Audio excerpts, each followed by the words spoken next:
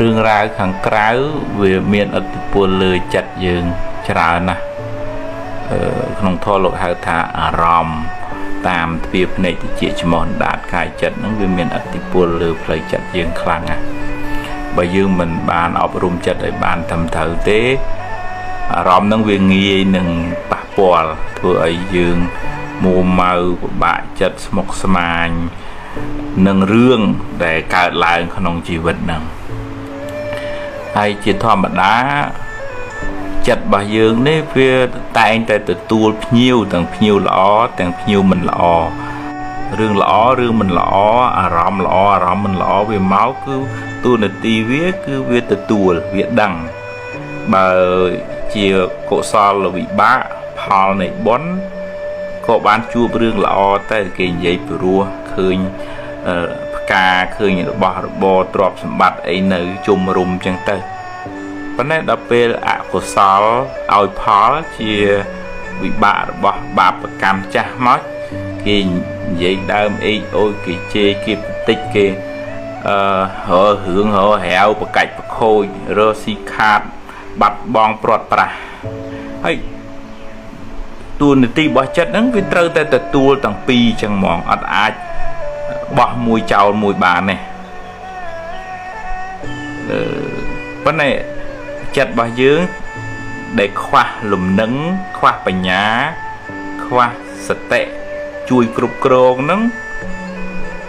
វាផ្អៀងចាប់យកតែរបស់ល្អទាត់ចោលរឿងមិនល្អហើយតើកាលណាមានរឿងនឹងនៅក្នុងចិត្តអភិជានឹងទោមនស្សអាចជាប់ចិត្តរបស់ល្អបដិសេធរឿងមិនល្អ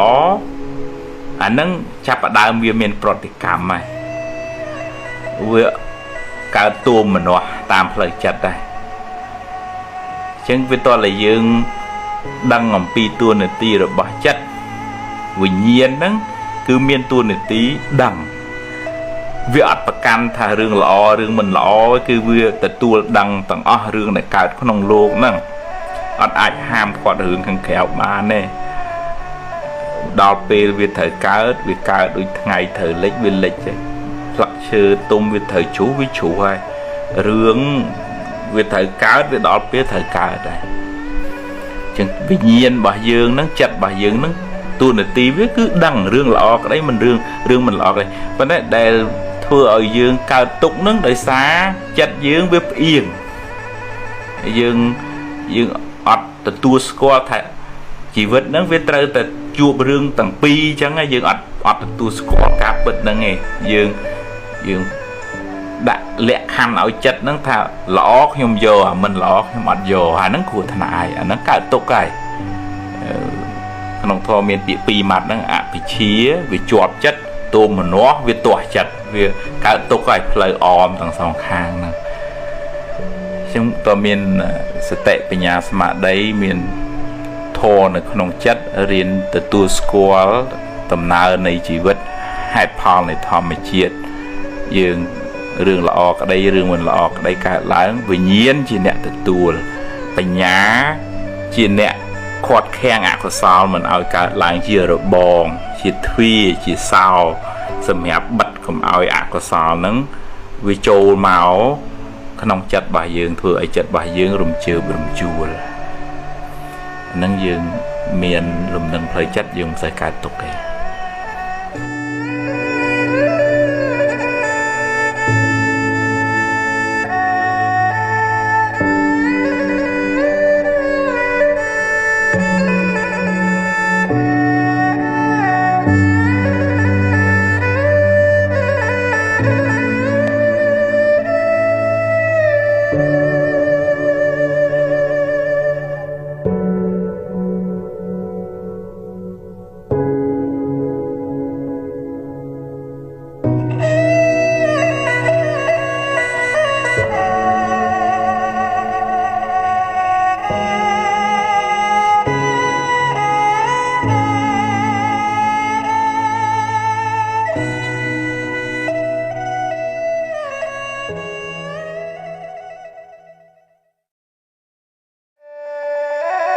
នៅ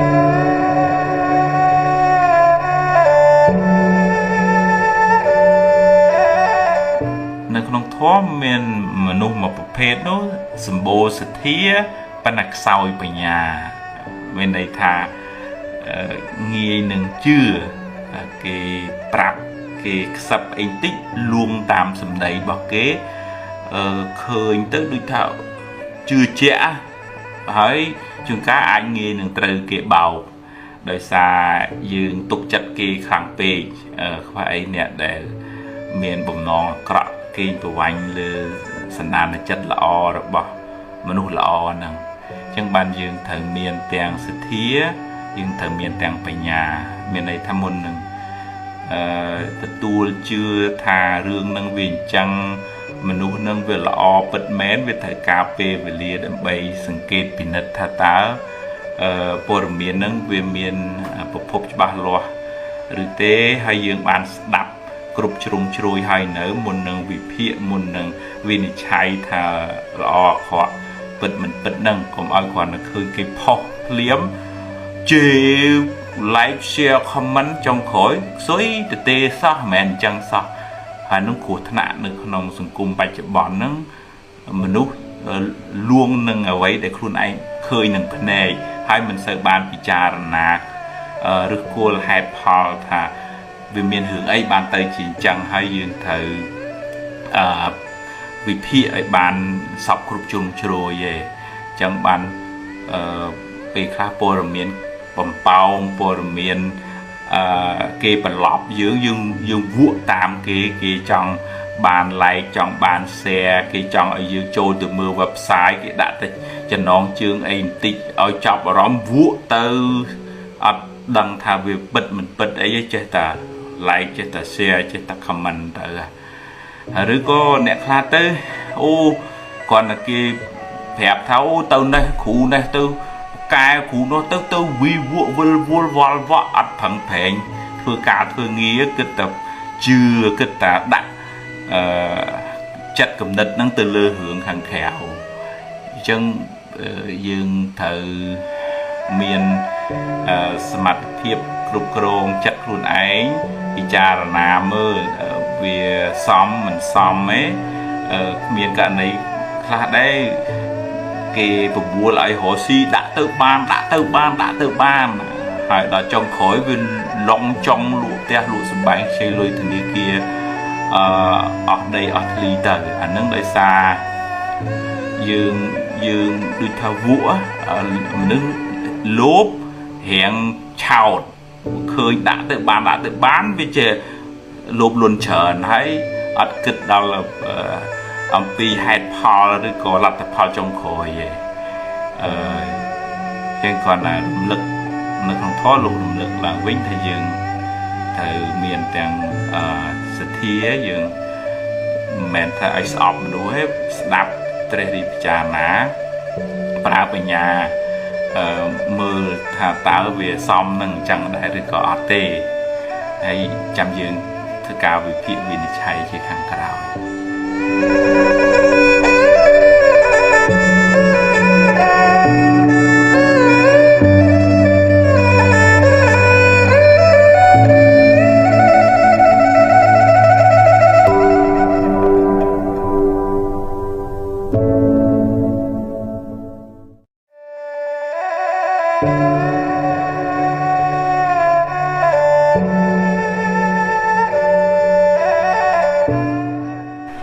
បើយើងមិនបានអប់រំចិត្តមិនបានស្វែងយល់អំពីដំណើរនៃធម្មជាតិនឹងពេលរឿងអីកើតឡើងមិនត្រូវតាមបំណងរបស់យើងមួម៉ៅយើងចង់ឲ្យរឿងហ្នឹងមកអញ្ចេះវិញតាមចិត្តយើងចង់បានចង់ឲ្យមនុស្សហ្នឹងត្រូវទៅធ្វើតាមការគិតរបស់យើងហើយរឿងវាមិនមែនចេះតែបានតាមចិត្តយើងចង់រហូតទេហើយមនុស្សក៏មិនមែនចេះតែធ្វើតាមបំណងយើងគ្រប់ពេលដែរវាមានហេតុគ្រប់គ្រាន់ទើបរឿងហ្នឹងវាកើតមកអញ្ចឹងរឿងល្អក្តីរឿងអាក្រក់ក្តី បើអាការប្រាថ្នាជាប់ជំពាក់ចង់នឹងខ្លាំងហើយដល់ពេលវាមិនបានដូចយើងប្រាថ្នានឹងខកចិត្តក៏ខ្លាំងដែរចឹងវាតតែយើងរៀនស្វែងយល់ពីការពិតបំណងប្រាថ្នាយើងមានហើយប៉ុន្តែក៏ត្រូវប្រាប់ខ្លួនឯងថាវាមិនមែនចេះតែបានតាមចិត្តយើងចង់រហូតទេបើបុណ្យយើងមានការព្យាយាមយើងគ្រប់គ្រាន់វានឹងបានសម្រេចទេដូចជាយើងដាំទឹកមកកំសៀវវាត្រូវការពេលវេលាបើក្តៅនឹងវាគ្រប់គ្រាន់ទឹកនឹងវាពុះហើយបើដុតនឹងវាមិនទាន់ចំណាយពេលគ្រប់គ្រាន់ត្រូវដល់វាពុះវាមិនពុះទេយើងទទួលស្គាល់ថាហេតុដែលយើងធ្វើមកបានប៉ុណ្ណឹងយើងចង់បាន100ប៉ុន្តែវាបាន80ដោយសារហេតុហ្នឹងវាមានតែ80អញ្ចឹងយើងប្រឹងបន្តទៅទៀតទៅយើងចង់ឲ្យគេបានល្អជួយណែនាំគេទៀតទៅបើយើងមួម៉ៅក្តៅក្រហាយខឹងជេរបន្តិចផ្ដាសាទៅអា80ហ្នឹងវានៅតែ80ដដែលទេវាប៉ុន្តែវាបានអាមួម៉ៅក្តៅក្រហាយកើតទុកហ្នឹងជាងតើរៀនស្វែងយល់អំពីដំណើរនៃធម្មជាតិហេតុផលហ្នឹងរឿងល្អកើតឡើងព្រោះយើងហ៊ានទទួលព្រមទទួលរឿងមិនល្អក៏ត្រូវតែប្រឈមមុខដែរថាអាហ្នឹងវាជាហេតុផល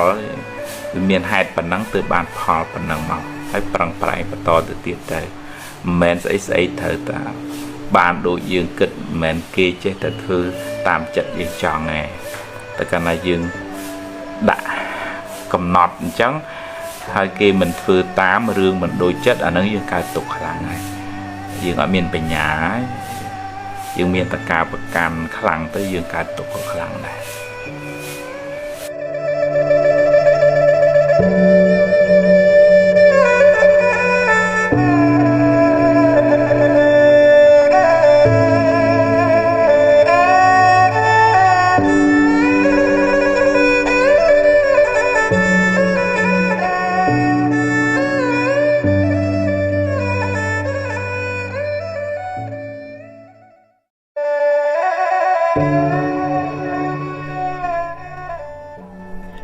អតីតកាលពីរប្រភេទ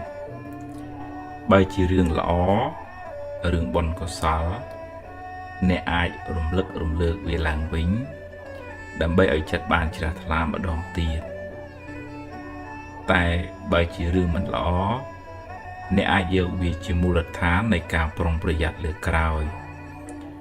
ហើយអនុញ្ញាតឲ្យវាកន្លងហួសទៅ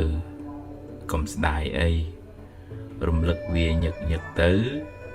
នាំតែក្តៅក្រហាយចិត្ត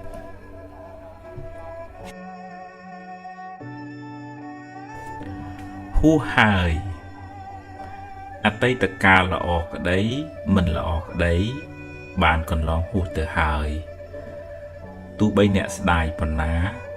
ក៏ទាញមកវិញមិនបានអ្នកអាចចងចាំរឿងល្អល្អ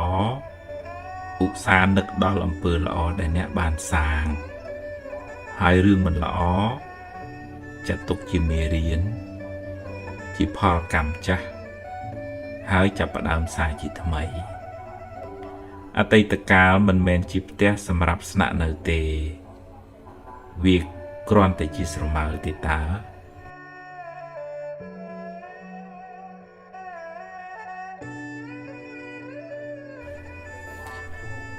នៅសល់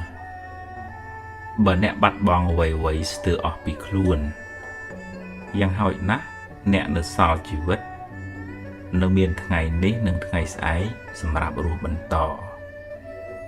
ថ្ងៃបានលិចបាត់ទៅហើយអតីតកាលបានកន្លងហួសទៅហើយអនុញ្ញាតឲ្យវាទៅចុះព្រោះបើមិនព្រមក៏វាបាត់ទៅហើយរៀនទទួលស្គាល់ការពិតរួចធ្វើដំណើរទៅមុខទៀត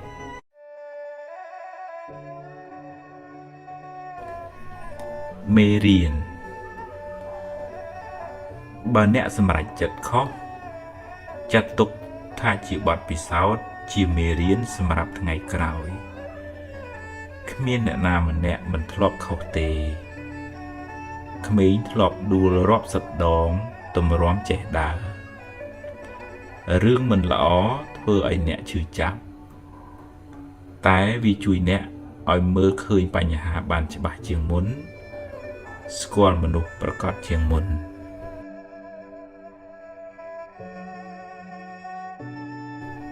បាបចាស់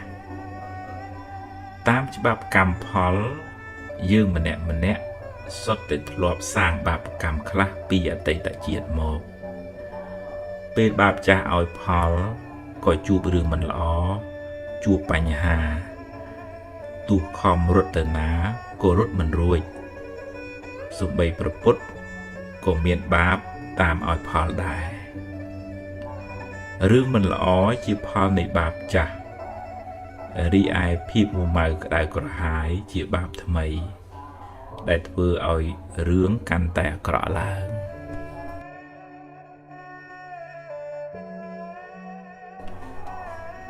ជំពាក់គេជំពាក់កម្មគេដល់ពេលត្រូវសងគេវិញដំណើរក្នុងវដ្តសង្សារមិនដឹងថាអ្នកធ្លាប់ជំពាក់កម្មពីអ្នកណាខ្លះដល់ពេលវេលាសំគួរអ្នកត្រូវទូទាត់កម្មឲ្យគេវិញហើយថែមទាំងឲ្យការគេផងពេលបាបឲ្យផលរួចហើយកម្លាំងបាបនោះក៏បានធូរស្បើយខ្លះដែរតែបើអ្នកនៅតែកើតទុកមួម៉ៅនឹងរឿងនោះបាបនឹងកើនកម្លាំងឡើងវិញ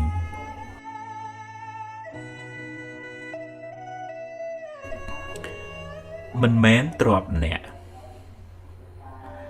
បើជាទ្រព្យអ្នកមិនងាយបាត់បង់ទៅណាទេតែបើអ្នកមានបាបកម្មពីមុនមកទ្រព្យនៅនឹងមុខក៏យកមិនបានឬត្រូវបាត់បង់ទៅវិញបើអ្នកប្រឹងថែអស់ពីសមត្ថភាពហើយវានៅតែបាត់បង់មានន័យថាវាដល់ពេលត្រូវទៅហើយវាមិនមែនជារបស់អ្នកទេឲ្យវាទៅចុះស្លឹកឈើពេលវាទុំវាត្រូវតែជ្រុះទោះបីអ្នកខាត់អង្វរក៏វាមិនស្ដាប់យើងដែរពិចារណាមិនបានល្អអាចថាអ្នកមិនបានពិចារណាឲ្យបានល្អិតល្អន់មិនបានសួរគេសួរឯងឲ្យបានច្បាស់លាស់ចំណេះដឹងអ្នកមិនគ្រប់គ្រាន់ធ្វើឲ្យគេបោកអ្នកបានឬត្រូវខាតបង់ទៅថ្ងៃក្រោយត្រូវចាំទុករៀនគិតគូរឲ្យបានល្អិតល្អន់មុននឹងសម្រេចចិត្តណាស់ហើយចុះបើវាខុសទៅហើយឲ្យវារួចទៅចុះចាប់ផ្ដើមសារជាថ្មីកំហុសកំហឹងធ្វើឲ្យអ្នកសម្រេចចិត្តខុសនិយាយជ្រុលជ្រោះនាំឲ្យខូចខាតប្រយោជន៍ជាពុទ្ធជនតែងខុសខ្លះជាធម្មតាបើខុសហើយត្រូវចេះទទួលកំហុសរួចកែខ្លួនឡើងវិញកុំដេកស្ដាយអីងើបឡើងបន្តដំណើរទៅមុខទៀតអ្នកចេះកែប្រែកំហុសព្រះពុទ្ធចាត់ទុកថាជាបណ្ឌិតស្រមោលអតីតកាលគ្រាន់តែជាស្រមោលរីឯវិបដិសារៈជាបិសាចតាមលើងបន្លាចអ្នកតាមពិតអតីតកាលបានរលត់បាត់ទៅហើយកុំក្រឡេកមើលវាញឹកញាប់ពេកបើមានពេលខ្លះវាមកលេងអ្នកត្រូវកំណត់ដឹងថាវាជាបិសាចទេវាមិនមែនជាមិត្តភក្តិទេហើយផ្លាស់ចិត្តដូរអារម្មណ៍មកគិតរឿងផ្សេងធ្វើរឿងថ្មីជជែករឿងថ្មីលទ្ធផលក៏បានថ្មីដែរទោសនៃសង្សារវដ្ត អវិជ្ជាធ្វើឲ្យសត្វលោកវិលវល់ក្នុងវដ្តសង្សារនឹងនាំឲ្យធ្វើអំពើខុសឆ្គងដោយកាយវាចាចិត្តបើត្រូវដាក់កំហុសលើវដ្តសង្សារដែលធ្វើឲ្យសត្វលោកវង្វេងចូលប្រឹងសន្សំបុណ្យកុសលដើម្បីបានជាយាននាំឲ្យរួចផុតពីសង្សារវដ្តអនត្តាបើនិយាយដោយបរមត្ថគ្មានអ្វីជារបស់យើងឬជាខ្លួនរបស់យើងទេរូបក្តីចិត្តក្តីកើតរលត់ទៅតាមហេតុរបស់វាជាដំណើរនៃធម្មជាតិសុទ្ធសាធការយល់ច្រឡំដោយអវិជ្ជាថាមានយើងមានគេនាំឲ្យមានការប្រកាន់ហួងហែងដែលជាហេតុនៃសេចក្តីទុក្ខទាំងឡាយរៀនលះបង់នៅសេចក្តីប្រកាន់ថាមានខ្លួនអ្នកនឹងបានស្រាលពីទុក្ខទាំងពួងសារជាថ្មីបើកឡានពេលខ្លះគង់ហួសផ្លូវត្រូវត្រឡប់ក្រោយវិញរឿងក្នុងជីវិតក៏ដូចគ្នាពេលខ្លះសម្រេចចិត្តខុសនាំឲ្យខូចខាតប្រយោជន៍បើខុសកុំចាំបាច់កើតទុកយូរពេកអីចាប់ផ្ដើមសារជាថ្មីបិទថាយឺតបន្តិចមែនតែគង់ប្រសើរជាងដេកយំហើយមិនធ្វើអ្វីសោះថ្នាំល្វីងតែធ្វើឲ្យជាជំងឺបញ្ហាជារឿងលំបាកតែវាធ្វើឲ្យអ្នកស្គាល់ពិភពលោកកាន់តែច្បាស់ជៀសមិនរួចអ្នកណាក៏មានទុក្ខដែរទៅណាក៏គេចមិនរួចវាជារឿងធម្មតានៃជីវិតសុខទុក្ខចំណេញខាតជួបព្រាត់ជាសច្ចធម៌មិនអាចប្រកែកបានបើជួបហើយប្រឹងដោះទៅ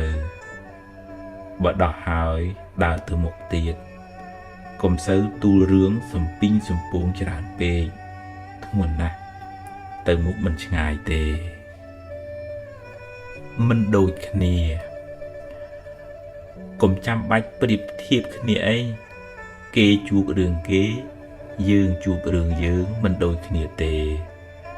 ម្នាក់សន្សំកម្មមករៀងខ្លួនបើមានកម្មមិនល្អច្រើនក៏ជួបបញ្ហាច្រើនបន្តកន្ទុយគ្នាបើជួបរឿងណាប្រឹងដោះរឿងនឹងទៅបើលំបាកខ្លាំងសុំជំនួយគេខ្លះមកកុំរអ៊ូរទាំច្រើនពេកអីមិនបានអីមកវិញទេ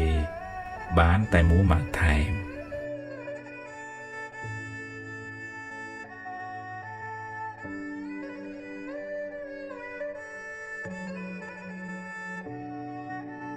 សម្រាប់ខ្លួនគិតមួយផ្លែតយល់ថាខ្លួនអ្នកបានរួចផុតពីទុក្ខហើយតែតាមពិតអ្នកនឹងបន្តរងទុក្ខទៅក្នុងជាតិខាងមុខទៀតហើយបានបន្សល់ទុកនៅភាពសោកសៅដល់គ្រួសារនិងជាគំរូមិនល្អដល់កូនចៅម្យ៉ាងទៀតវាមិនមែនជាមធ្យោបាយដោះស្រាយទេជីវិតតែងជួបនឹងបញ្ហាហើយបញ្ហាខ្លះជារឿងដែលអ្នកនឹកស្មានមិនដល់ទៀតផងប្រឹងដោះស្រាយទៅដោះបណ្ដើរមួយជំហានម្ដង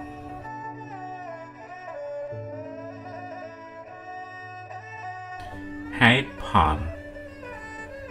បើអ្នកដាំដូងអ្នកនឹងបានផ្លែដូងបើហេតុគ្រប់គ្រាន់ផលនឹងកើតឡើងអ្នកមិនអាចហាមឃាត់បានទេរឿងរ៉ាវទាំងឡាយសុទ្ធតែមានហេតុផលទើបកើតឡើងបាបកម្មចាស់នាំឲ្យអ្នកជួបរឿងមិនល្អរត់ទៅណាក៏គេចមិនរួចសូមកុំប្រឆាំងនឹងផលអីព្រោះគ្នាកើតតាមហេតុទេតែត្រូវរកវិធីដោះស្រាយវិញ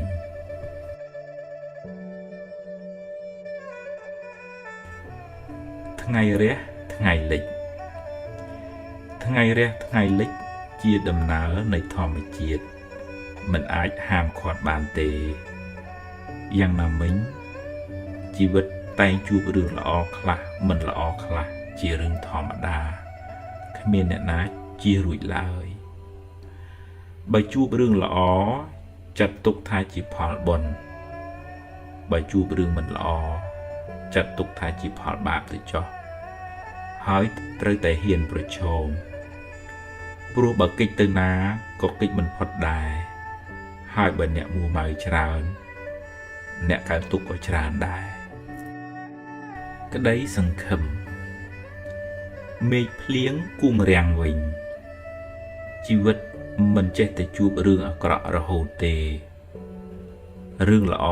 អាចនឹងកើតឡើងនៅពេលបន្ទាប់បើអ្នកបន្តដំណើរទៅមុខទៀតដោយក្តីសង្ឃឹមសូមកុំរក្សារឿងអាក្រក់ក្នុងខួរក្បាលអ្នកយូរពេកទុកឱកាសឲ្យរឿងល្អខ្លះផងរឿងមិនល្អបានរលត់ទៅហើយរៀនចាប់ផ្ដើមសារជាថ្មីសង្ឃឹមថាអ្វីនឹងបានល្អប្រសើរទុកមិនទៀងដូចអ្វីផ្សេងទៀតដែរទុកសោកក្នុងចិត្តអ្នកនឹងប្រែប្រួលទៅបើអ្នកចេះពិចារណាចេះបដូរការគិតហើយមិនសូវរំលឹករំលើកវាមិត្តភក្តិល្អអាចជួយរំលែកទុកបានខ្លះស្ដាប់ធម៌ឬអានសៀវភៅអប់រំចិត្តក៏ជាជំនួយស្មារតីអ្នកបានខ្លះដែរភ្លើងនឹងថយកម្ដៅទៅបើអ្នកមិនដាក់អុសថែមសេចក្តីទុក្ខនឹងសាបរលាបទៅបើអ្នករៀនលះបង់ការប្រកាន់នឹងមិនសូវរំលឹករំលើកវាស្រោចស្រពចិត្តរៀនរំលឹកដល់រឿងល្អរឿងបុណ្យកុសលធ្វើឲ្យចិត្តអ្នកបានសប្បាយនិងស្រស់ស្រាយរឿងមិនល្អកុំសូវរំលឹករំលើកវាញឹកញាប់ពេកព្រោះវានាំឲ្យក្តៅក្រហាយអ្នកអាចលើកមកដាស់តឿនខ្លួនឯងនិងមិត្តភក្តិអ្នកបានហើយបើរំលឹកទៅកើតចិត្តមួម៉ៅត្រូវប្រញាប់ដូរចិត្តទៅគិតរឿងផ្សេងរឿងដែលនាំឲ្យអ្នករីករាយចិត្តវិញមិនអាចបង្ខំបើអ្នកដាំទឹកទាល់តែ100អង្សាទៅពុះបើមិនទាន់ដល់កម្រិតទោះអ្នកអង្គុយយំក៏ទឹកមិនពុះដែរបើហេតុមិនទាន់គ្រប់គ្រាន់ផលមិនកើតឡើងឡើយអ្នកមិនអាចបង្ខំបានទេបើបុណ្យមានការព្យាយាមគ្រប់គ្រាន់ការងារអ្នកនឹងបានសម្រេចបើខ្វះបុណ្យហើយខ្វះការព្យាយាមទៀតអ្នកនឹងមិនបានសម្រេចដោយបំណងឡើយអត់ទោសឲ្យខ្លួនឯងកុំបន្ទោសខ្លួនឯងច្រើនពេកអ្នកមិនចង់ខុសមិនចង់អាក្រក់ទេតែអកុសលទាញអ្នកឲ្យដើរផ្លូវខុសណាស់ហើយចុះចាត់ទុកជាផលបាបចាស់ទៅចុះរៀនលើកលែងទោសឲ្យខ្លួនឯងផ្ដល់ឱកាសឲ្យខ្លួនឯងជាលើកទី2អ្នកនឹងបានប្រសើរជាងមុនព្រោះអ្នកមានបទពិសោធន៍ច្រើនជាងមុន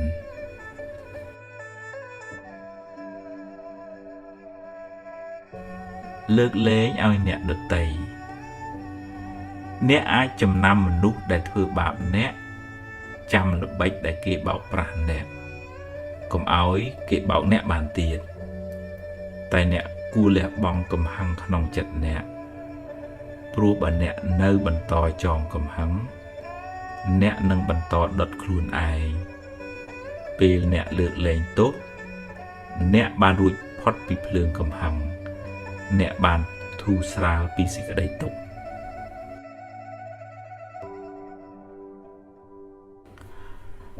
បន្ថយភ្លើងនឹងថយកម្ដៅបន្តិចម្ដង តាមពេលវេលាដែលកន្លងហួសទៅបើអ្នកមិនដាក់អុសថែមទុកសោកទាំងឡាយនឹងរសាយបាត់បន្តិចម្ដងតាមពេលវេលាតាមការផ្លាស់ប្ដូរអារម្មណ៍និងរបៀបគិតបើអ្នកមិនរំលឹករំលើកវាញយពេកព្រមតាមហេតុគ្រប់យ៉ាងសុទ្ធតែមានហេតុរបស់វាទើបកើតឡើងប្រឈមមុខដោះស្រាយដោយស្មារតីកុំត្អូញត្អែពេកអីកម្មយើងទេដោះហើយដើរទៅមុខទៀតកុំស្ពាយរឿងតាមខ្លួនច្រើនពេក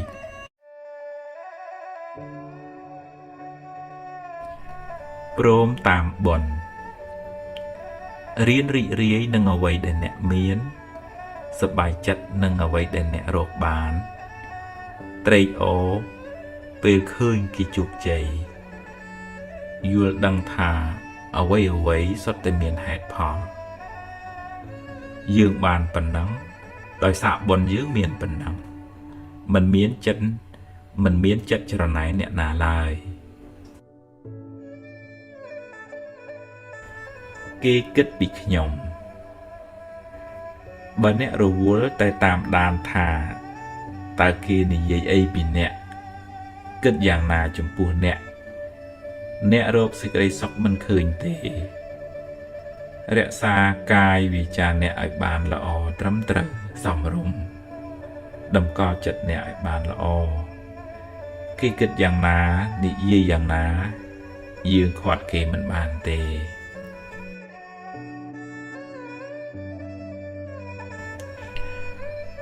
រំលឹកត្រូវ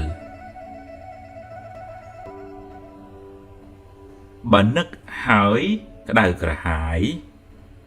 កុំនឹកវាញឹកញាប់ពេកបើចិត្តនៅតែនឹកសូមមានស្មារតីកំណត់ដឹងថាត្រឹមតែជាចិត្តគិតប៉ុណ្ណោះ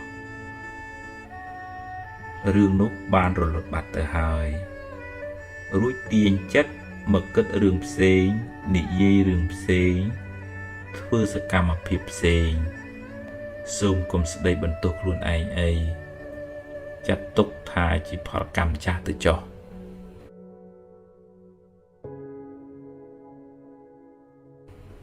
ចិត្តនៅក្នុងខ្លួនខ្សោយស្មារតីធ្វើឲ្យអ្នករាយមាយចិត្តច្រើនចិត្តស្មុគស្មាញឆាប់មួម៉ៅឆាប់ធុញថប់ទម្លាប់ហៅចិត្តមកនៅនឹងខ្លួនអ្នកធ្វើអ្វីក៏មានស្មារតីដឹងខ្លួនដឹងសកម្មភាពដែលខ្លួនកំពុងធ្វើកុំបណ្ដោយឲ្យវារវើរវាយចេញពីខ្លួនច្រើនពេកនោះចិត្តអ្នកនឹងបាននឹងនរច្រើន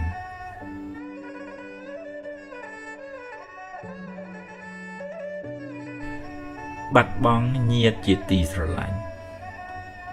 ជាពុទ្ធជនតែងសោកស្ដាយពេលបាត់បង់ញាតិជាទីស្រឡាញ់តែមិនគួរបណ្ដោយចិត្តឲ្យទុនជ្រាយខ្លាំងពេកទេការយំសោកមិនបានជាប្រយោជន៍ដល់អ្នកស្លាប់ឡើយគួរបំពេញបុណ្យរឿយហើយឧទ្ទិសកុសលជូនគាត់ដាក់បាតជាប្រចាំឬកសាងសមិទ្ធផលណាមួយឧទ្ទិសជូនទៅពេលអ្នកនឹកដល់គាត់អ្នក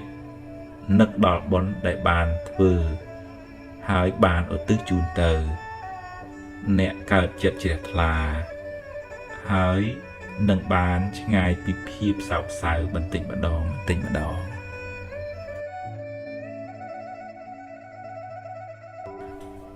មិត្តល្អ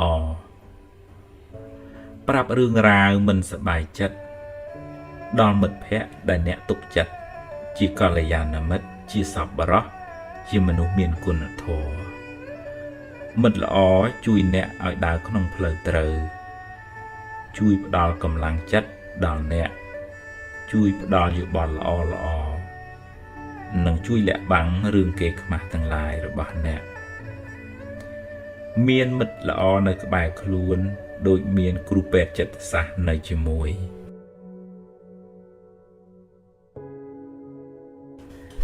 គេង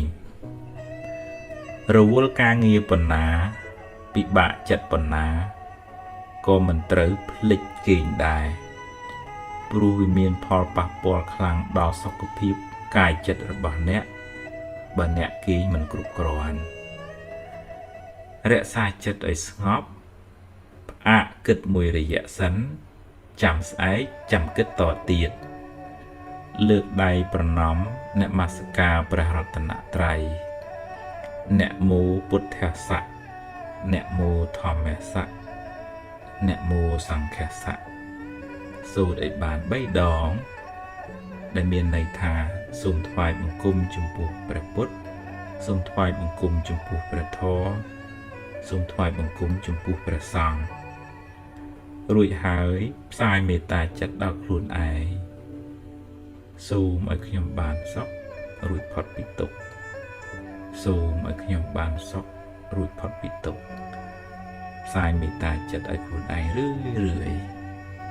រួចបន្តផ្សាយមេត្តាចិត្តដល់សព្វសត្វទាំងអស់សូមឲ្យសព្វសត្វទាំងអស់បានសេចក្តីសុខរួចផុតពីទុក្ខចិត្តអ្នកនឹងបានស្ងប់អ្នកនឹងគេងបានស្រួល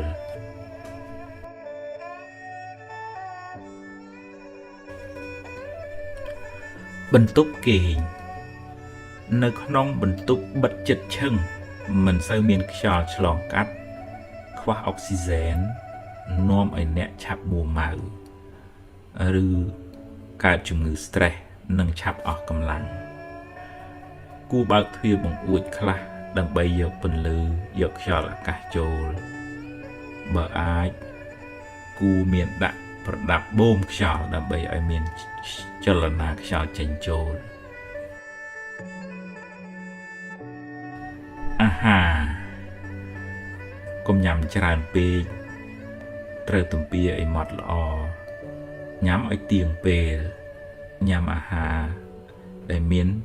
ជីវជាតិនឹងជួយដល់សុខភាពបើញ៉ាំហើយកុំអង្គុយឬគេងភ្លាមគួរដើរខ្លះដើម្បីឲ្យអាហាររលាយល្អកុំញ៉ាំពេលល្ងាចច្រើនពេកព្រោះមិនសូវចាំបាច់នឹងធ្វើឲ្យឡើងគីឡូឆាប់ពិបាកចិត្តសូមកុំពិសាគ្រឿងស្រវឹងព្រោះវាធ្វើឲ្យពុលថ្លើមនាំឲ្យប្រព័ន្ធការពាររាងកាយចុះខ្សោយចុងក្រោយទុក្ខនឹងកើនឡើងថែមព្រោះកាយក៏ឈឺចិត្តក៏ឈឺ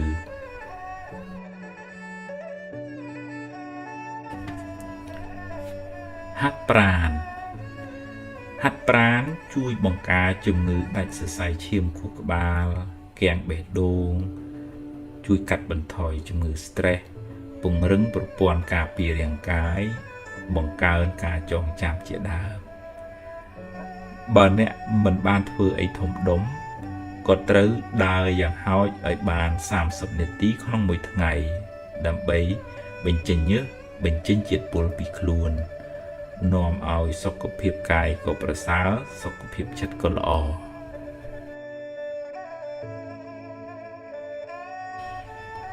ទូរស័ព្ទគួរកាត់បន្ថយខ្លះក៏ល្អព្រោះវាមានរឿងសម្រាមជាច្រើនហោះហើរពីពេញប្រព័ន្ធសង្គមម្យ៉ាងទៀតវាបានរំខានដល់ដំណេកនិងពេលវេលារបស់អ្នក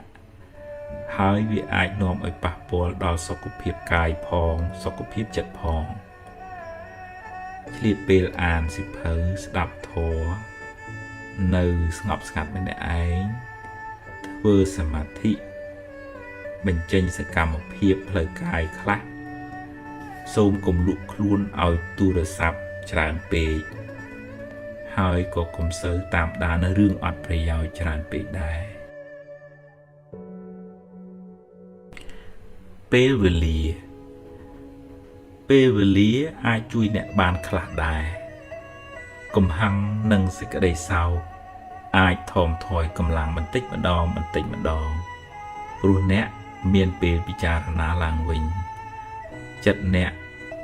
នឹងបានរឹងប៉ឹងឡើងបន្តិចម្ដង តែអ្នកត្រូវនៅក្បែរមិត្តភក្តិល្អដើម្បីជួយរក្សាលំនឹងផ្លូវចិត្តទម្លាប់គិតរឿងល្អនិយាយរឿងល្អស្ដាប់ធម៌អប់រំចិត្តគេងឲ្យបានគ្រប់គ្រាន់សម្រាប់សម្រួលផ្លូវកាយផ្លូវចិត្តអ្នកនឹងមានជំហររឹងមាំឡើងវិញ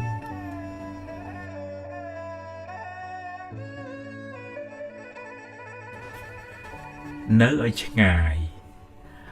កុំសូវនៅក្បែរមនុស្សនាំរឿងក្តៅក្រហាយឬមនុស្សដែលចូលចិត្តរំលឹករំលើករឿងមិនសប្បាយចិត្តច្រើនពេកព្រោះវាអាចទាញអ្នកឲ្យរើជំងឺចាស់ឡើងវិញព្យាយាមរកមិត្តឬសមាជិកគ្រួសារណាជាមនុស្សវិជ្ជមានជាអ្នកចេះយល់ពីចិត្តអ្នកដទៃមិត្តភក្តិមានឥទ្ធិពលខ្លាំងលើផ្លូវចិត្តអ្នក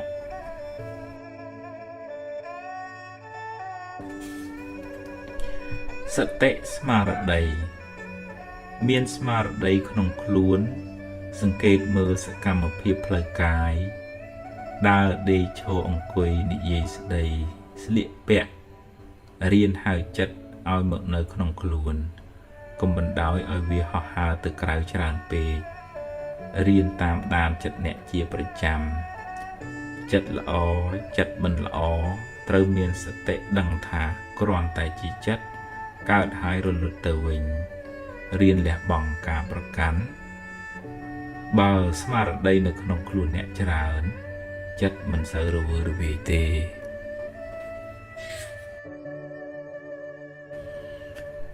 ពេទ្យចិត្តសាស្ត្រពេលពិបាកចិត្តខ្លាំងតានតឹងផ្លូវចិត្តខ្លាំងរហូតដល់ថ្នាក់គេងមិនលក់ត្រូវទៅរកពេទ្យចិត្តសាស្ត្រជួយកុំខ្មាស់គេកុំខ្លាចគេថាព្រោះបើទុកយូរទៅអ្នកនឹងមានបញ្ហាធ្ងន់ពិបាកព្យាបាលថ្នាំពេទ្យជាជំនួយពីខាងក្រៅរីឯព្រះធម៌ជួយព្យាបាលពីខាងក្នុង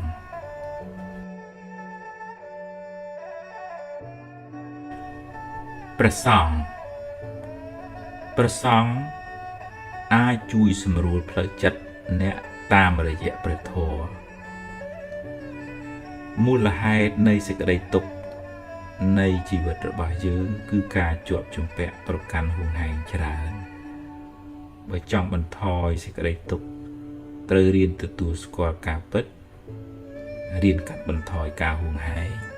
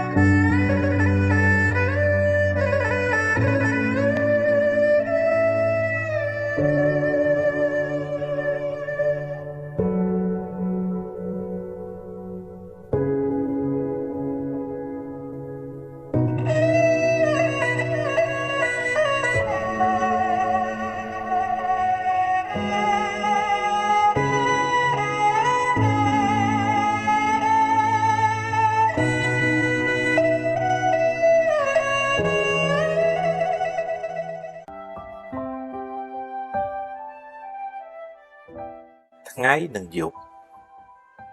ថ្ងៃយប់ជារឿងធម្មជាតិគ្មានអ្នកណាខាត់បានទេនៅពេលថ្ងៃប្រឹងរៀនប្រឹងធ្វើការពេលយប់មកដល់ក៏គ្មានអីត្រូវយំដែរ ដល់ពេលត្រូវគេងត្រូវសម្រាកជីវិតក៏ដូចគ្នាពេលខ្លះជួបរឿងល្អក៏ទទួលយកទៅតែកុំមានមោទនភាពពេកកុំអួតក្អេងក្អាងពេកជោគជ័យថ្ងៃនេះមិនប្រកាសថាជោគជ័យនៅថ្ងៃស្អែកទេហើយបើពេលខ្លះជួបរឿងមិនល្អក៏គ្មានអីត្រូវយំដែរប្រឹងដោះស្រាយទៅជីវិតគឺអញ្ចឹងឯង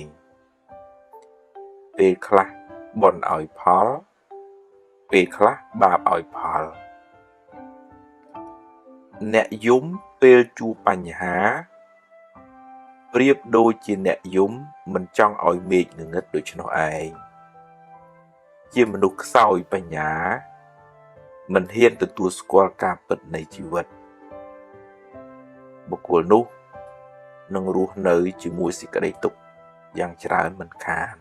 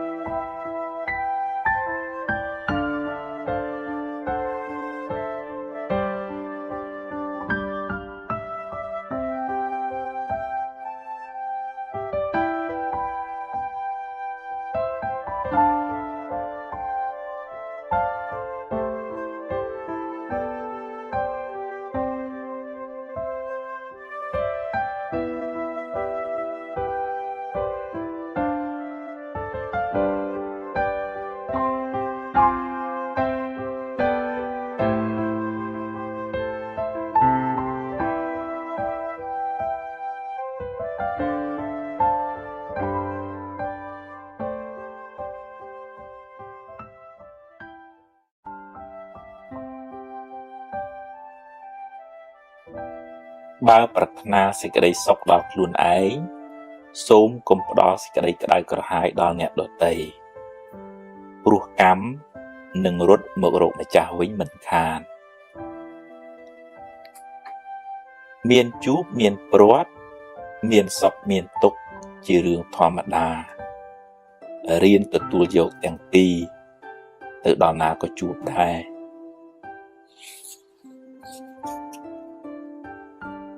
កុំកំណាញ់ពាក្យលើកទឹកចិត្តពេលគេធ្វើបានល្អអ្នកបានបុណ្យផងបានមិត្តភាពផង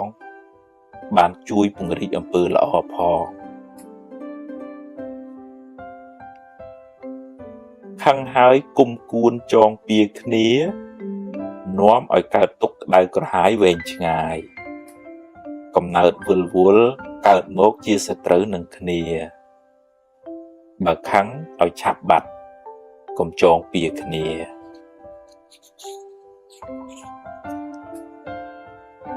បំណងប្រាថ្នា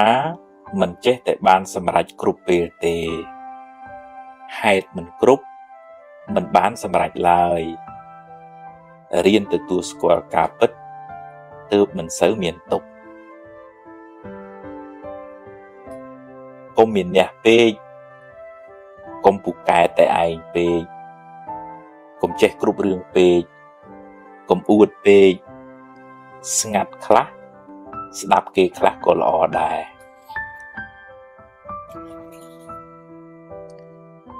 និយាយច្រើនតែអត់ប្រយោជន៍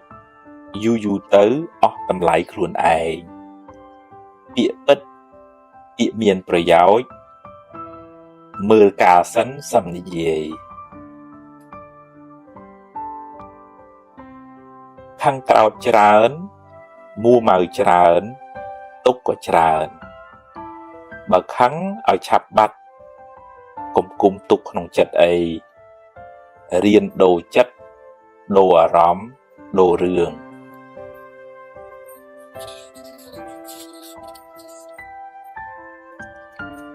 សាងល្អឲ្យហើយ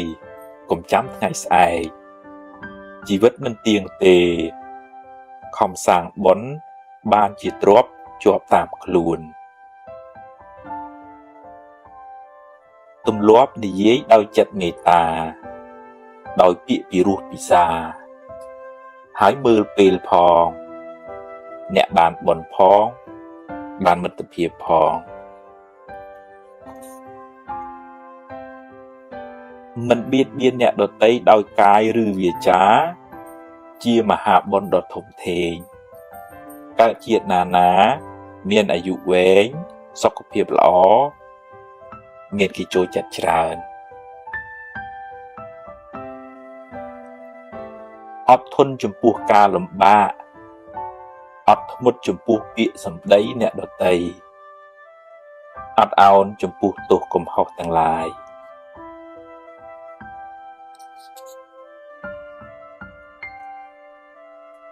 មិនតបតទាំងកំហឹង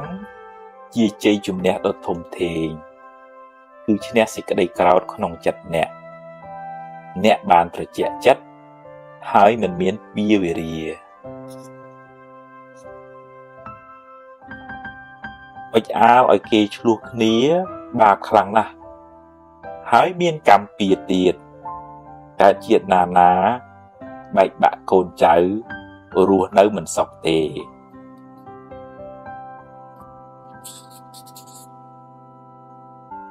ពេលនិយាយស្ដីឲ្យចេះគិតក្រែងចិត្តគេខ្លះផងវាចាមិនល្អនាំឲ្យមានបាបកម្មពីវេរាកើតជាតិណាសម្បូរសត្រូវ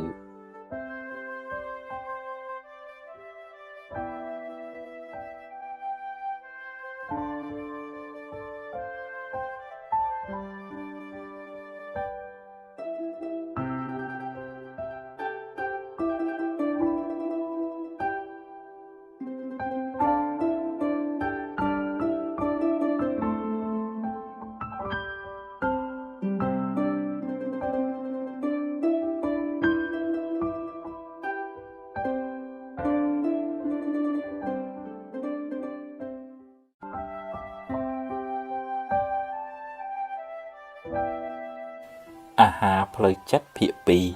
2សំណាងល្អកើតពីអំពើល្អដែលអ្នកបានសាងសំណាងអាក្រក់កើតពីអំពើអាក្រក់ដែលអ្នកបានប្រព្រឹត្តកំហឹងជាកែវពង្រីកធ្វើឲ្យរឿងតូចក្លាយជារឿងធំពេលកំហឹងរសាយបាត់ទៅបញ្ហាងាយដោះស្រាយកុំតក់ក្រហល់ហួសហេតុពេករឿងកើតឡើងតាមហេតុរបស់វាមិនមែនតាមចិត្តអ្នកបង្ខំទេ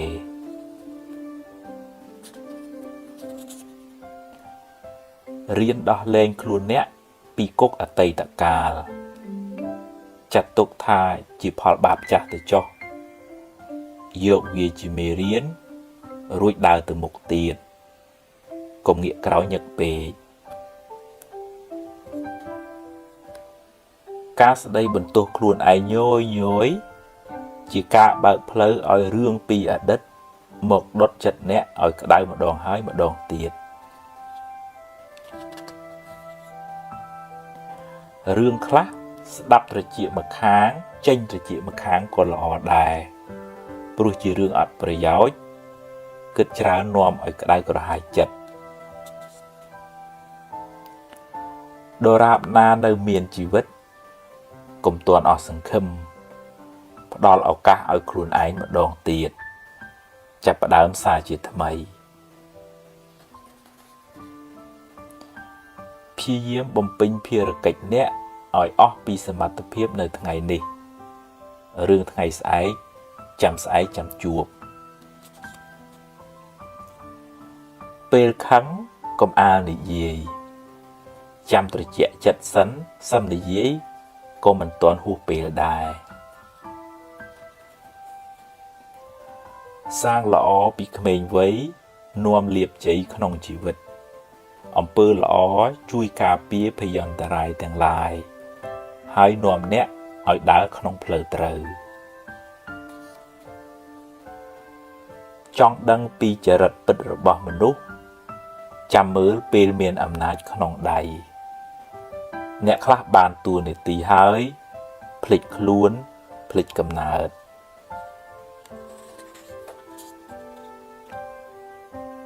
បើខឹងឲ្យឆាប់បាត់កុំគុំទុកក្នុងចិត្តយូរពេករៀនដូរចិត្តដូរអារម្មណ៍រៀនភ្លេចខ្លះទើបមិនសូវមួម៉ៅចិត្តយឺតចុះតែកុំបោះបង់រក្សាជំហរបន្តដំណើរបន្តិចម្ដងគួងដល់គោលដៅដែលអ្នកពងប្រាថ្នា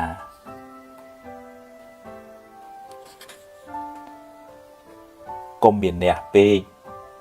កុំចេះគ្រប់រឿងពេករៀនស្ដាប់គេខ្លះយើងចេះនេះគេចេះនោះរៀនបើកចិត្តឲ្យទូលាយកុំទម្លាប់បង្អាប់គេហើយលើកខ្លួនឯងគេស្អប់ផងបាបផងមានពៀវេរាផងកើតជាណាសម្បូរសត្រូវ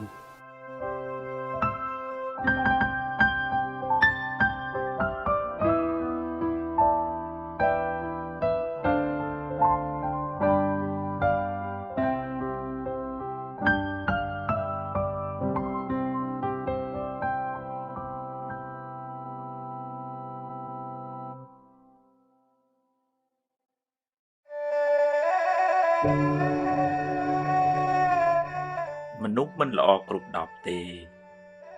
រៀនមើលចំណុចល្អគេខ្លះផងរៀនផ្ដល់តម្លៃនិងសេចក្តីថ្លៃថ្នូរដល់អ្នកដទៃទើបរស់នៅជាមួយគ្នាបានសុខគេខឹងគេក្តៅបើអ្នកខឹងគេវិញអ្នកក៏ក្តៅដែរកំហឹងជាភ្លើងតែងដុតទីអាស្រ័យរបស់វាស្លាប់ទៅយកអ្វីទៅមិនបានទេរៀនធ្វើទានខ្លះគ្រាន់បានជាពូជបុណ្យសម្រាប់ទៅកាន់បរលោកនាយ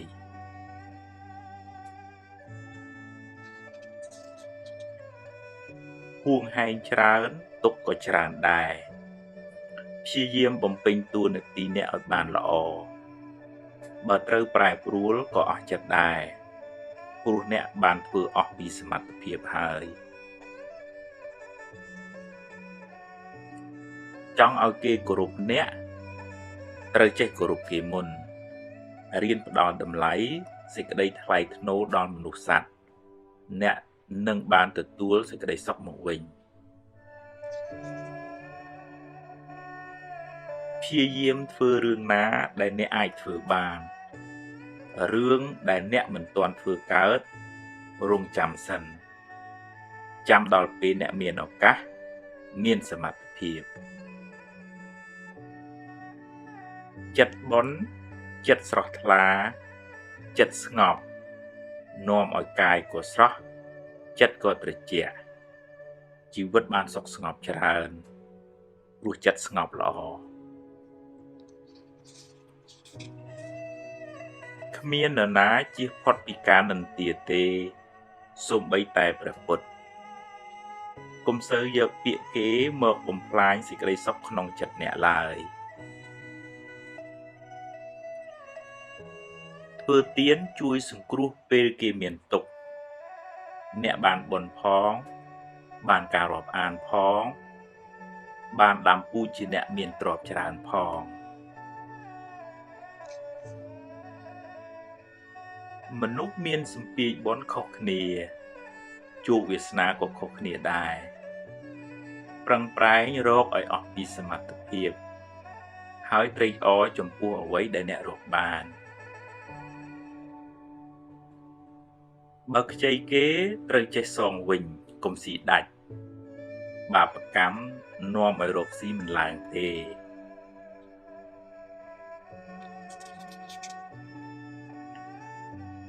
កុំយកមុខយកមាត់តែម្នាក់ឯង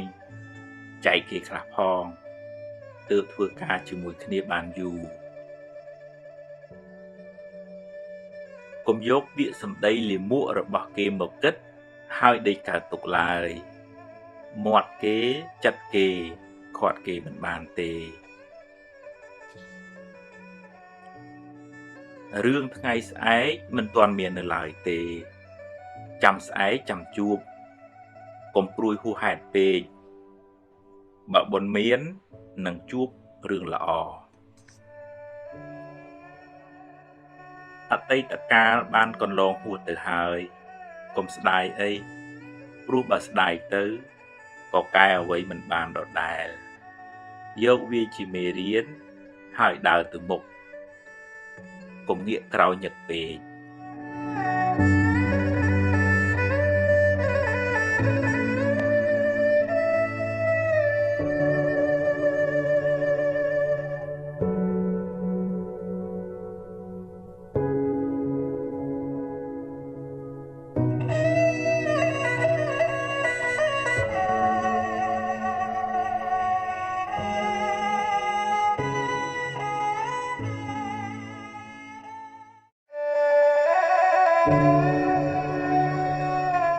កំហុស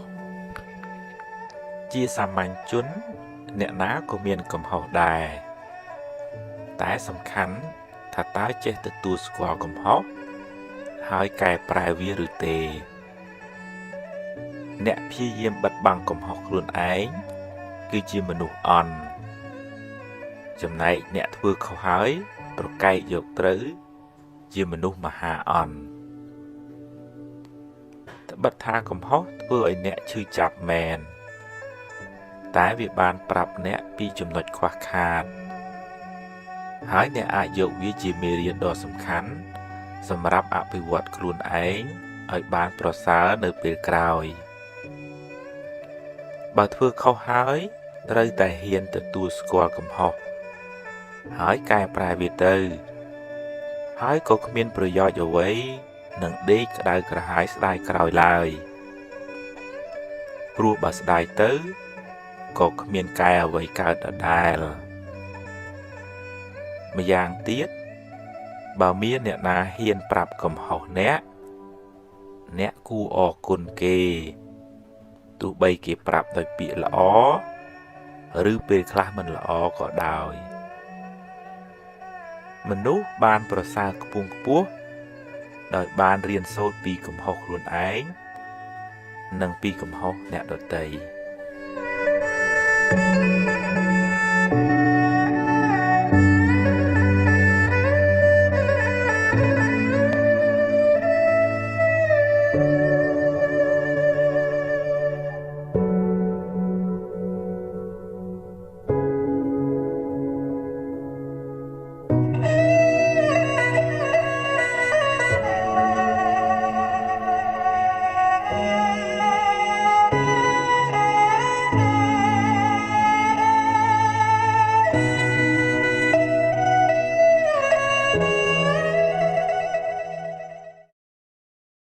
កំហុសជាសាមញ្ញជនអ្នកណាក៏មានកំហុសដែរតែសំខាន់ថាតើចេះទទួលស្គាល់កំហុសហើយកែប្រែវាឬទេអ្នកព្យាយាមបិទបាំងកំហុសខ្លួនឯងគឺជាមនុស្សអន់ចំណែកអ្នកធ្វើខុសហើយប្រកែកយកត្រូវជាមនុស្សមហាអន់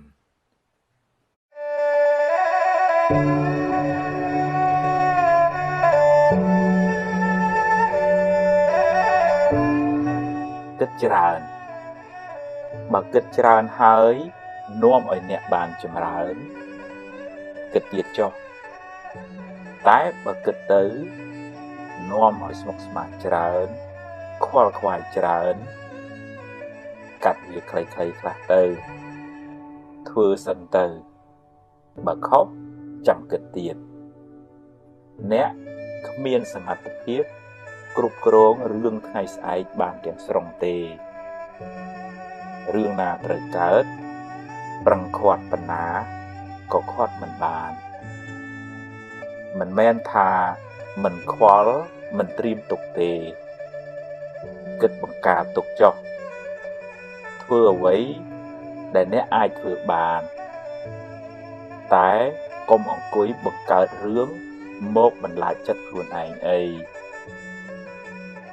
ប្រឹងធ្វើឲ្យអស់ពីសមត្ថភាពក្នុងថ្ងៃនេះរឿងថ្ងៃស្អែកចាំស្អែកចាំជួបបើបានល្អចាត់ទុកថាបុណ្យល្អតែបើជួបរឿងមិនល្អប្រឹងដោះស្រាយទៅកុំរអ៊ូអី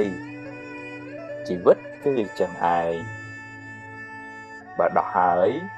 ដើរទៅមុខទៀតកុំស្ពាយរឿងសំពីសំពូច្រើនពេកជីវិតមិនសូវមានរស្មីទេ